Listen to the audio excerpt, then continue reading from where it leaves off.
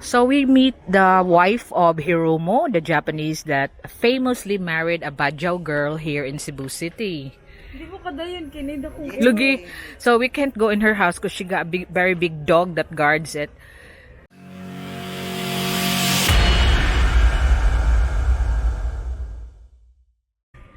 So this is the one kasi nga nag-ano mo si Shaima from Badjao that married a Japanese. So their love story is quite famous, especially here around the Philippines because they were featured in different documentaries. Ma'am Shai, di na mo nagkita, where did you met your husband? Badjawan.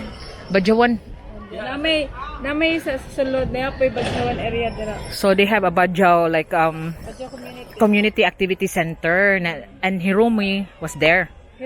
Hiromo was there. Nagunsa man siya? Stay na siya diri for a long time ago. In Cebu. He speaks Bisaya now. Then love at first sight? So, how old is the husband? 25. 25? Woo!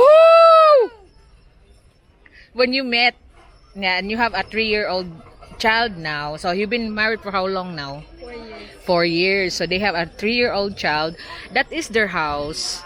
But, you know, we can't get in because she had a very big dog roaming around, not tied. So, we're scared to get bitten. But Miss Shaima here is like, okay raman ka iyang bata. Move na siya dun sa Philippines. And the Japanese have really moved here in the... Lagi ingon na 3 years na silang, 4 years na kasan. So, he only needs... So, she's 25 years old and moved here. I heard nga na, daghan sa kuno mga Hapon na diri. Sa una ni move diri. Wala, visit ra. Visit Hiromo. So Hiromo is coming from what part of Japan, Ma'am Shai? Niigata. Naay mga koi carp pan in Niigata. So he come here just visiting. Yeah, then before and then he met you because of the before me he met Badjao friends and become very close together and then he decided to stay here in Badjao community. Then that's when you met properly. Oh, okay. So he really likes the people. Nag-work mong good siya. Ay, rin, masuko niya. Because okay we want to meet... siya, pero go-work. Ang iya mong na siya ka-meeting ba? So she's... Because we want to meet her husband and... But she's all... Sige, ingnan nga. Naitaw ba? Naamon siya. Ingna lang, bisik ko. Sige, ay na lang. So, because she's meeting somebody in the... talking to somebody in the computer for business. Oh, Ma'am Shai, diri, Ma'am Shai. Nag-high school ka? Saan ka nag-high school? Mambaling na siya high school. Kanang gotong, pero wala ko na human. Pilang edad di mo, Ma'am Shai? 22. She's... Oh! You are... Kaya, di mo kasad ba? Sige lang, okay na. Dili ta kay init, kaya Ma'am Shai, kay imong beauty. Itong daan. Black beauty man jud ka. So she is like a Badjao and a Japanese love affair, and they are living here in this community. Napod ko YouTube channel. Oh, what's your YouTube channel? Shaima's Vlog. Shaima's Vlog, documenting your everyday life about and also your husband. Oh, that's good. And so if you wanna see the Shaima's Vlog. So that's about the love story of Ma'am Shaima here and the Japanese called Hiromo, and they are married now for 4 years. But what's amazing because a Japanese as young as Hiromo live here in this community, and like love knows boundaries. Now there's no boundaries when it comes to love. So what mo may plan? Ari ra jud mo diri, ma'am? Yeah, mo kuan mo like you go to Japan or something? We are thinking just to travel, but we don't think to stay in Japan. So how do you communicate with your husband? Bisaya, Japanese. You know how to speak Japanese now? A little. La, okay. Ohayo gozaimasu. Konnichiwa. So that's good because Hiromo have already like adapted to eating the Filipino, the Badjao food. He really likes seafood and like eating Badjao food. Badjao food. Wow. And your son is how old? 3 years old. It's son. So it's not going to school yet. So at least you are like living very simply here. You know, like the parents of Hiromo have met you already. No, not in person, but sometimes we call. You call each other in the computer. Wow, very Not nice. really. But he's the only son?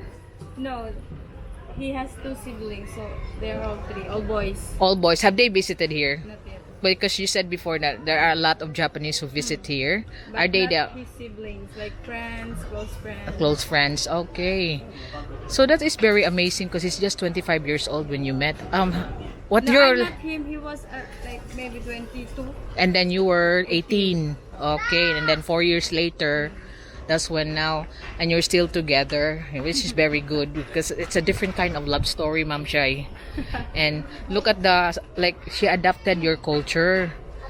So, because like, we're interested to meet him kay unsa na iyang mga, the way he dress, if it's still Film modern. ng bubo. Huh?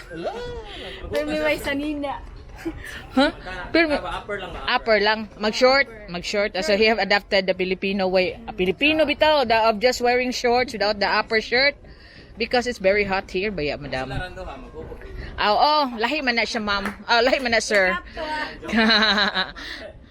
So, may laki, but you are, like, ang inyong means of living, ma'am, mag-support niyo ang parents of the Japanese. It's him?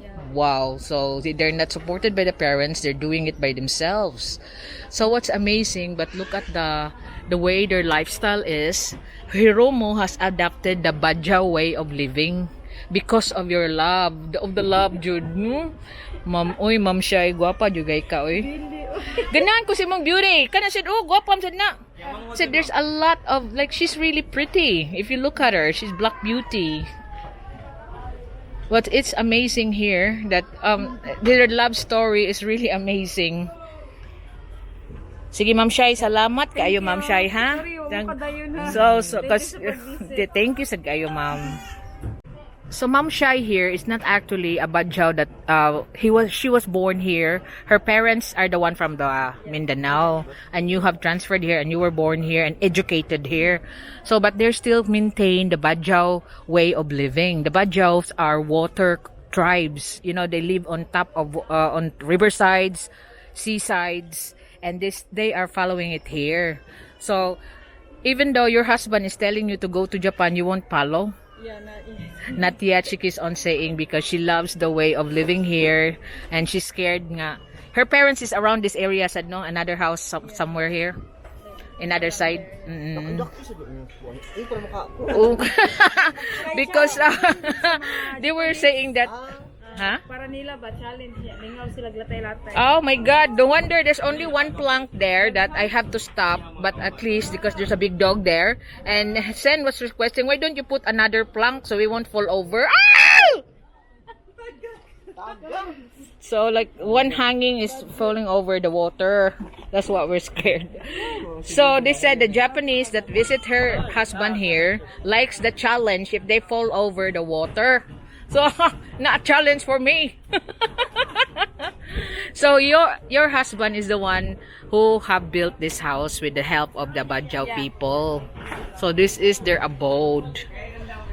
So Hiromo has now really adapted to the Filipino Badjao way of living. So Ma'am Shai down here, eventually you will go to Japan, Ma'am. No? Yeah, maybe soon. Maybe soon, but as of the moment, her husband is the one who wants to go home, but he respected you that you want to stay here longer. Nya inig eskwela sa singan si mong bata man. Hoshi is in school, even Hoshi go to school. We didn't think about yet because he's still young. He's still young. He's just 3 years old, so maybe. So he's not thinking yet because the son is still very young, but eventually she might move to Japan because of Hoshi. So very good, Ma'am. And Hoshi. Wapo siguro kayo yung baby, no? Guwapa man because you are very pretty. White kay ga? Puti kay si Hoshi? Kita de kaso. So I was thinking like if the Hoshi is really who it looks like, her or the Japanese. She said it looks like Japanese. Ay, very good na. So wala na second. Wa pa? So not yet because Hoshi is only 3 years old. But that is very interesting, ladies and gentlemen, the love story of Ma'am Shaina and Hiromo here in the Badjao community of Cebu.